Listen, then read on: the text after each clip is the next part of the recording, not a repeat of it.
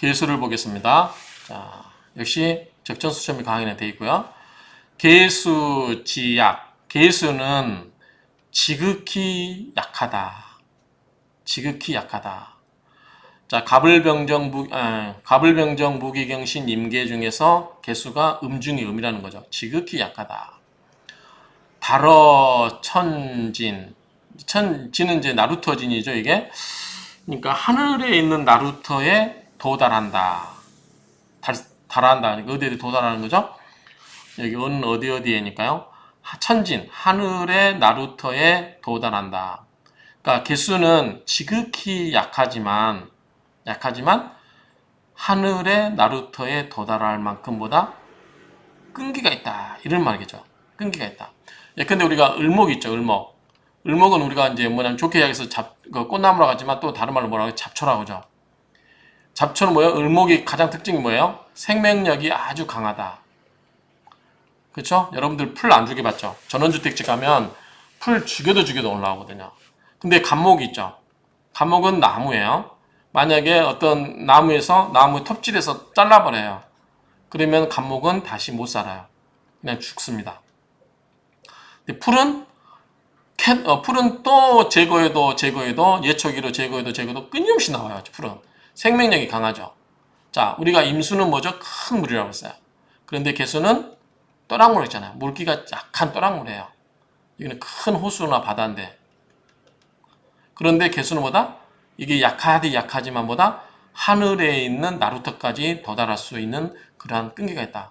우리가 그 물의 그 시원지라고 그러나요? 우리 태백인가 있죠? 우리 그 한강의 시원지가 저도 자전거 타고 한번 가본 적이 있는데 그 물줄기가 시작해가지고 태백 그쪽에서 시작해가지고 쫙 이렇게 끊임없이 이 개수 물줄기가 시작되는 거죠. 그런 의미가 아닌가 싶어요. 어찌됐든 이 개수는 물줄기가 약하지만 정말 그 어떤 샘의 원천, 물의 원천이다 보니까 길게 흘러갈 수 있다 정도로 어떤 끈질긴 속성이 있다라고 이야기하면 되겠죠. 을목이 생명력 있는 것처럼 개수도 그렇다. 등용, 이운. 등용은 뭐죠? 용어는 우리 일반적으로 진토를 말하죠. 진토. 진토를 얻어서 이행, 이운, 운행하니 공화사신. 사는 뭐 흡사, 같을사 그 말이죠. 공과 어떤 이루는 것과 변화가 마치 뭐와 같다? 신과 같다. 그러면 신묘하다 그 말이죠. 신과 같다. 공과 조화가 신묘하다. 신과 같다. 불수화토. 화가 많은 것을 걱정하지 않아요. 화가 많은 것을 화와 토를 두려워하지 않아요. 걱정하지 않아요. 염려하지 않아요. 개수는 토가 많아도 물길 따라서 가죠. 그 다음에 화가 많아도 걱정하지 않는다. 왜 그러죠?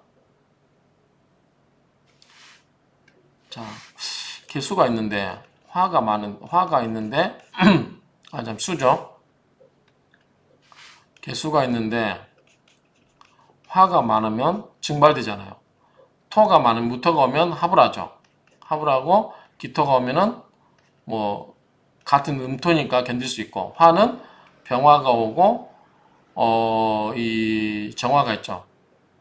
정화가 오면 전기충을 하겠죠. 그거라는 관계고 병화가 오면 어떻게 돼요? 병화가 오히려 개수를 두려워하죠. 왜? 안개니까. 병화가 나를 가려버리잖아요. 그래서 큰 병화지만 개수를 별로 두려워하죠. 그러니까 오히려 병화가 개수를 두려워한다고 봐야 되겠죠. 나의 존재감을 없애버리니까.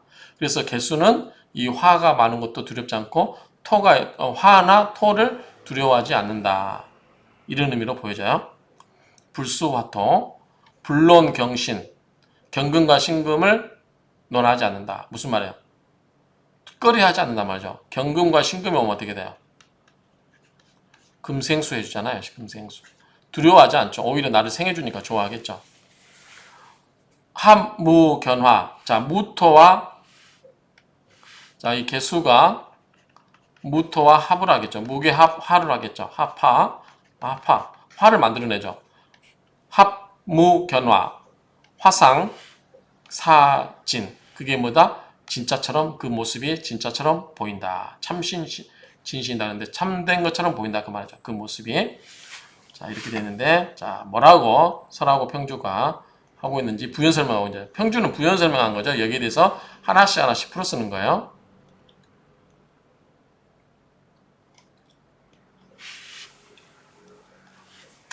개네. 자, 네는 곧 이에네 그러니까 is. 개수는 이다. 순음지수. 순음의 수이다. 그렇죠? 가장 음한 순수한 음의 물이다.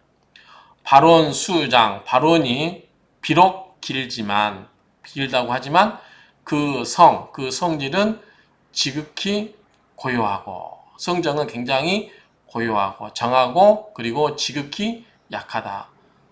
그렇죠. 또랑물 처음에 물 한 방울씩 한 방울씩 흘러내리는 거. 이 또랑 그 원천 발원지를 보시면 이게 길긴 길어요. 그렇지만 이게 강해요? 약하죠. 흙 좀만 막아버리면 막혀요. 그래서 굉장히 정하고 굉장히 약하다. 소위 그 뭐니까 순음이잖아. 굉장히 순음지수다. 그래서 소위 오음 개 모두 오음이 뭐죠? 자, 갑병 무경임. 이거 뭐죠? 오양이죠. 을정기신계. 이게 뭐죠? 을정기신계가 오음이죠. 이게 오음, 5가지의 오음. 그 오음이 오음 중에서 개위지야라. 개수가 가장 지극한 것이다. 가장 약한 것이다. 라는 뜻이겠죠. 자, 우리가 지금까지 나온 것 중에 보면, 자, 이건 뭐다? 개수가 가장 순하다고 해야 될까요? 뭐랄까, 순음 지수라고 했고, 자, 뭐죠? 병화는 양 중의 양이라고 그랬어요. 그 다음에 양 중의 양, 가장 강하다. 자, 경근 뭐라고 했죠? 가장 강하다. 강건이라서 강건. 강건한 것은 을뜸이다. 또 나왔은 게 있었던가요? 그렇죠? 이 정도 생각나는 게 병화는 양 중의 양, 경금은 가장 강하다. 강건하기로는 가장 경금이 으뜸이다. 그 다음에 이 개수는 순음이다. 순음지수다. 가장 약한 음으로만 구성되어 있는 물이다. 순음지수, 지순하다. 뭐 이렇게 보면 되겠죠. 그래서 중에는 이 개수가 가장 지극한 것이다. 이렇게 보면 되겠죠. 연약하다 이런 의미로 보면 되겠죠. 요거를 읽어볼까요? 오청식 박사님이 쓴 그 책에 있는 내용인데요. 주역의 기본 이치와 궤체에 대한 이해가 있어야 정확한 해석이 가능하다. 그렇죠? 지금 여기 나오는 것들이 가령 주역의 대성계는 뭐냐면 이게 세 개로 이루어진 게 소성계예요. 소성계. 자, 소성계가 또 하나 있다. 이렇게 이게 두 개가 합쳐진 걸 이걸 대성계라 그래요. 대성계 중에서 수화기제. 아까 설명드렸죠? 수화기제는 위가 수고 밑에가 화예요. 그러면 수화기제는 일감수 중연이니까 이 개 모양이 이렇고 화는 구리와 중절이니까 이 모양이에요.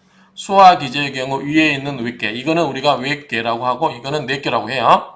요거는 상계 또는 합계라고도 이야기하고요. 윗개, 위에 있는 윗개는 감개. 이 감개고, 아래에 있는 넷개는 리개. 구리와 중절이라고 했죠? 리개입니다. 리개이다. 감개는 이 모양이죠? 자, 이 모양이고, 가운데가 양이고, 요게 음이에요. 여기 그 위와 아래가 음요다. 감개는 양개이니까, 가운데 있는 양요가 감개를 중요한다. 이게 양이니까 이게 주관한다는 거죠. 양요는 뭐다? 강건. 양은 플러스니까 강건, 양강, 강강이라고도 한다. 또한 감개만 보면 가운데 위치하니까 중을 얻었다. 이를 수학이제 대성계로 보면 윗개인 감개의 5번째 효가 얻어서 중요하다. 이게 뭐냐면 자, 이 5개의 대성계는 양음 이 순서로 가야 돼요. 자, 첫 번째 양이니까 양 얻었죠. 그렇죠? 이게 양이죠. 음이죠. 양이죠. 그 다음에 음이죠. 양이죠. 음이죠. 그러니까 이 수화기제는 뭐예요? 제대로 자리를 다 잡은 거예요. 자, 1, 3, 5 초요. 2, 3, 4, 5 요로 할게요. 숫자로. 이건 초요, 상요라고 하는데 1, 3, 5는 짝수예요. 2, 4, 5는 음이거든요. 그러니까 제자리에 딱 음과 양이 딱 자리 잡은 거예요. 자, 그런 의미로 이야기하고, 이건 이제 정이라고 한 거, 이거는. 음양을 할 때는 정이고, 이 가운데 자리가 제자리를 잡은 거죠. 이거는 중이에요, 중. 가운데가 제자리를 잡은 거죠. 그래서 중을 얻었다고 하는 거고, 수학이 이제 대성계를 보면 유익계인 감계 다섯 번째 효를 얻어서 중을 얻었고, 양요의 자리에 양요가 위치하니까 정을 얻었다. 방금 그랬죠? 이거는 양음 이 자리를 잡은 것은 정이라고, 그 다음에 가운데 자리를 차지하고 있는 것을 중이라고 한다. 따라서 강중은 강건과 중정의 줄임말로 이해해야 된다. 강건하고 중정한 덕으로 좋아하고 윤택할 수 있으면 수화가 싸우지 않고 서로 구제해주는 공이 있는 것이다. 임수 또한 강중의 정확한 이해가 선행되어야 임수의 참속성을 알 수 있다라고 오청식 박사님이 이렇게 설명했는데, 제가 앞에서 강의하면서 다 설명드렸죠. 제가 이게 6교 또는 이 주역 기본 이해라고 해서 이미 유튜브에 다 올려놨습니다. 이 내용들은 혹시 모르신 분들은 이해하시면 될 제 유튜브 강의를 보시면 될 것 같아요. 그리고 네이버 밴드에 그 6교에 관한 기본적인 자료도 다 올라가 있습니다. 참고하시면 됩니다. 네이버 밴드에서 법선 치시면 돼요. 자, 거기에 제가 올려드린 강의는 다 무료로 올려드리고 있습니다. PDF 파일로. 자.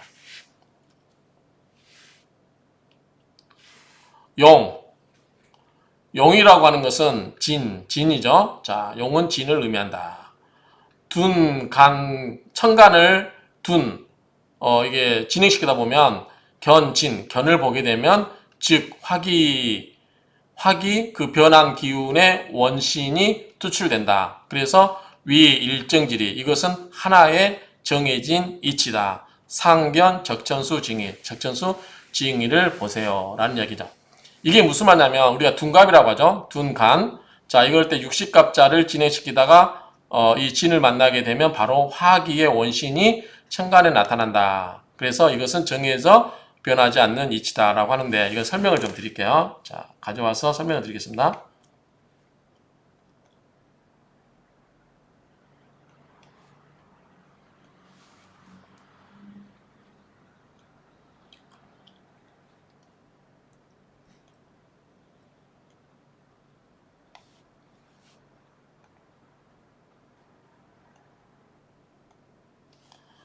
자, 이거를 좀만 당기겠습니다. 이렇게.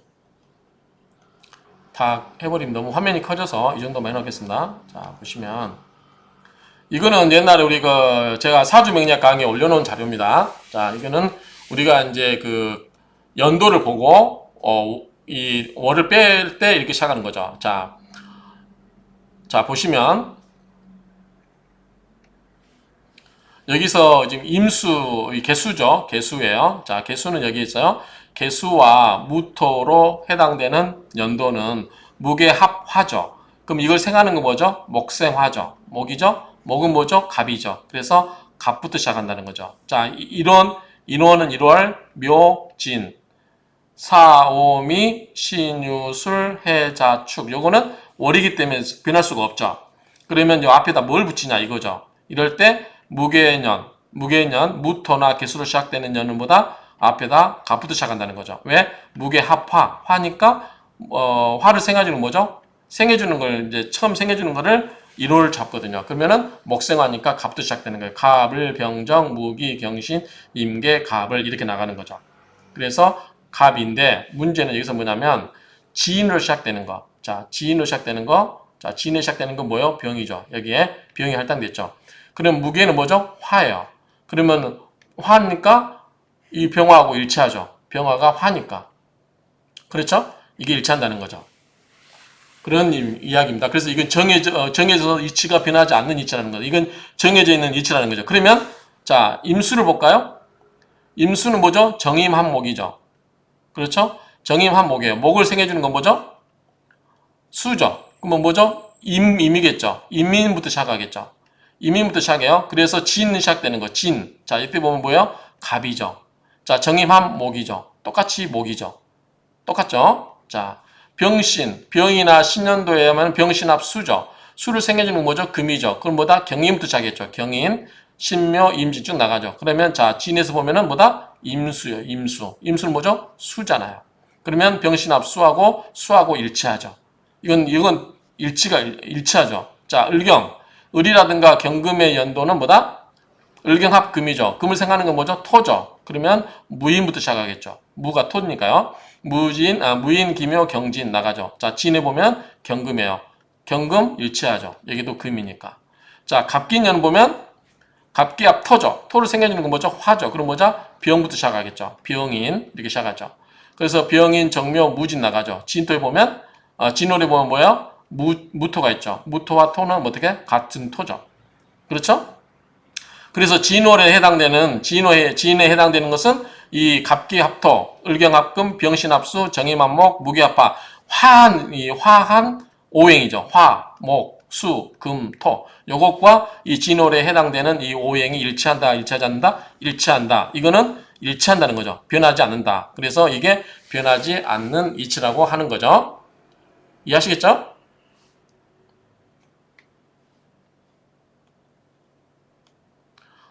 그래서 다시 보시면 자, 영은 진이다. 자, 둔, 간. 천간을 이렇게 회전시키다 보면 진을 보게 되는데 이럴 때는 뭐다? 화기, 변화된 화기. 예컨대 무토와 개수가 만나면 뭐다? 화로 변했잖아요. 이게 화기예요. 변한 화기. 이게 원신이 투출돼 있는데 진토에 투출돼 있죠. 자, 이거는 무게 합하니까 목생화죠. 그러면 목이 갑이죠. 그러면 갑인부터 시작하는 거고 을묘 그 다음에 병진이 되죠. 그런데 이 병진이 뭐예요? 병이 화잖아요.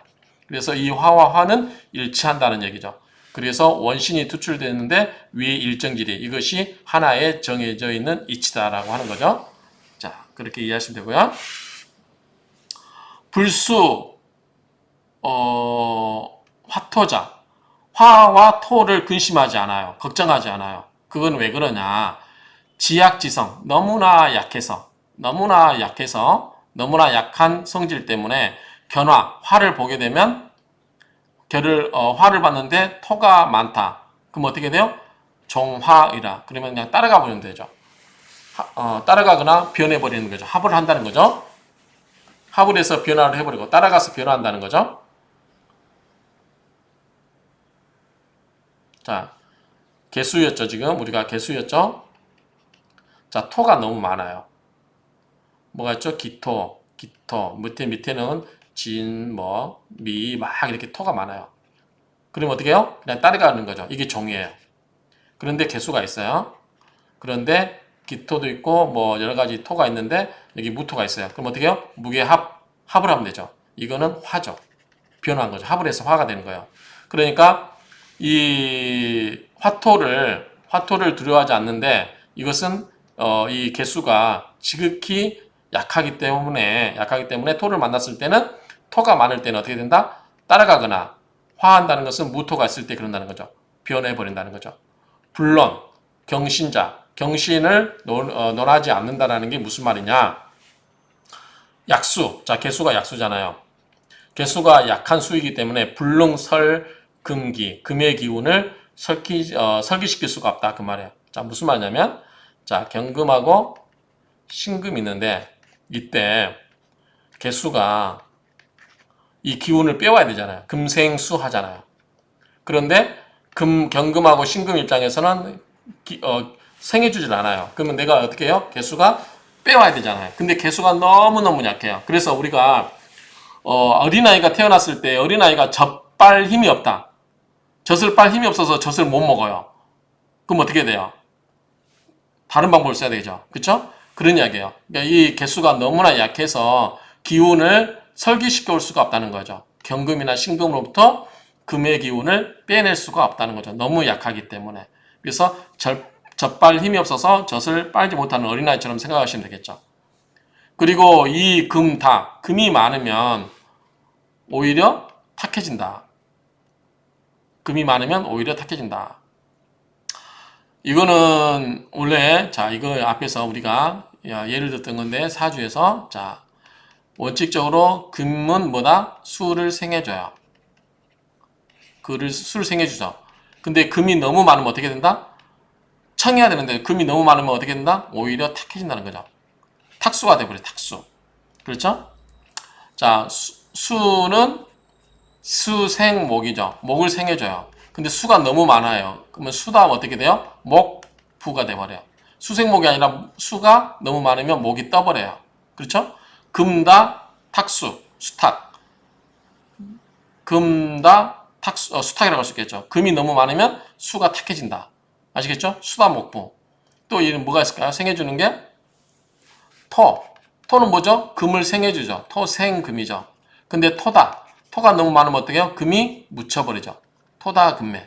이런 현상이라는 얘기죠. 쉽게 이야기하면 그렇게 보시면 돼요. 그래서 금이 오히려 너무 많으면 금다. 금이 너무 많으면 오히려 탁해진다.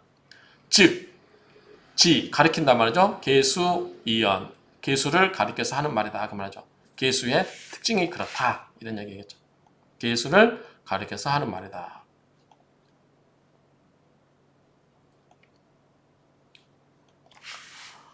합무, 무토를 합하여 견화, 무게 합을 한 거죠. 자, 무게 합화,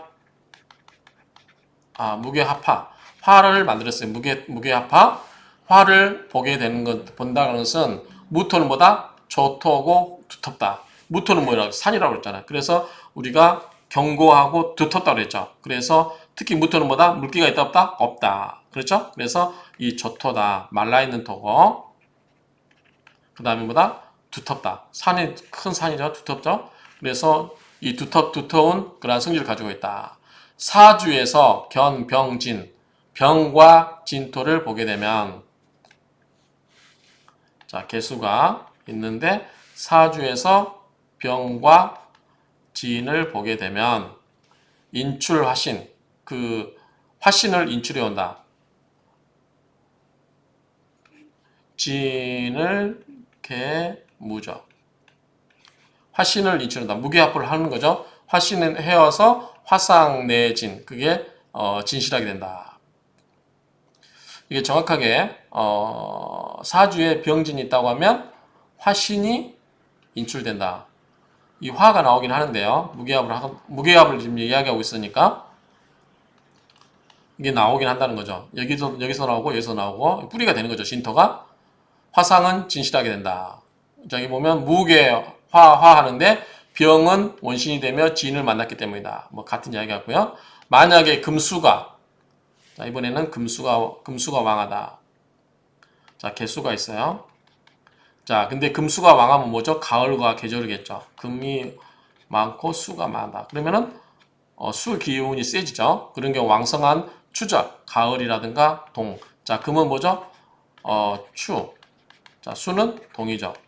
이 금과 수가 왕하다는 것은 가을이나 겨울철이라는 거죠. 이럴 때 태어난 경우는 설사 병진이 있다 하더라도 어떻게 해요? 이게 힘을 못 쓰겠죠.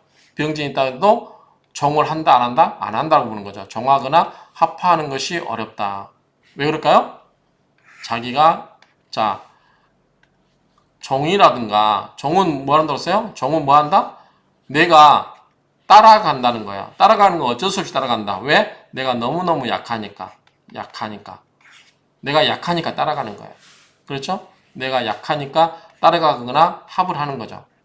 그렇죠? 그런데 나에게 힘을 주는 인성이 있다. 또는 비겁이 있다. 그럼 뭐죠? 자, 인성은 뭐죠? 여기는 개수잖아요. 인성은 뭐죠? 금이죠. 그렇죠? 금생수니까 금. 자, 비겁은 뭐죠? 같은 수죠. 그래서 이거는 가을이고 이거는 겨울이잖아요. 이럴 때 태어나면 내가 힘이 있잖아요. 그래서 속된 말로 뭐였죠? 뭐 밥 먹을 뭐만 있으면 차가집은 멀리 하는 게 좋다 그랬잖아요. 그러니까 내가 따라가기 싫어요. 따라가기 싫은데 내가 어쩔 수 없이 아무것도 의지할 게 없으면 그냥 손들고 항복하고 따라가야 되지만 좀이라도 내가 뭔가 기대를 언덕이 있다. 그러면은 곧 죽어도 가기 싫다는 거죠. 그렇죠? 그러니까 그런 의미로 이해하시면 돼요. 그래서 여기서 인수나 비겁이 있는 경우는 즉 이 개수가 수인데 가을에 태어나면 금생수를 받고 겨울에 태어나면 수의 도움을 받다 보니까 조금이라도 나에게 힘이 생긴다. 그러면은 내가 따라가기를 거절한다는 거죠. 나에게 힘이 있으면 나에게 힘이 정 없을 때는 따라가지만 그렇지 않을 때는 내가 내 자존심을 세우고 살겠다. 이런 식으로 이해를 하시면 될 것 같아요. 이상은 해석을 안 했나요? 자, 약 생어 추동. 자, 만약에 추화동 가을과 겨울에 생에 났다고 하면 금수왕지, 금수가 왕하기 때문에 정우병진. 비록 이 종은 비록 뭐뭐 한다 할지라도 그 말입니다. 우 병진을 만난다 하더라도 역 또한 난 어렵다. 뭐 종화가 어렵다. 의 마땅히 상세지 마땅히 이것을 자세하게 살펴라 그 말이죠. 상 적록 이 상으로 위에다가 적천수를 게시했다 그 말이죠. 발제해서 기록을 했다. 적천수 징의에서 발제해서 기록했다. 지금 가불병정 무기경신 임계의 이 부분을 적천수에서 가져왔죠. 그렇죠? 그 부분을 가져와서 설하고 평주를 단 거죠. 이 정도로 해서 가불병정 무기경신 임계에 관한 부분을 마치도록 하겠습니다.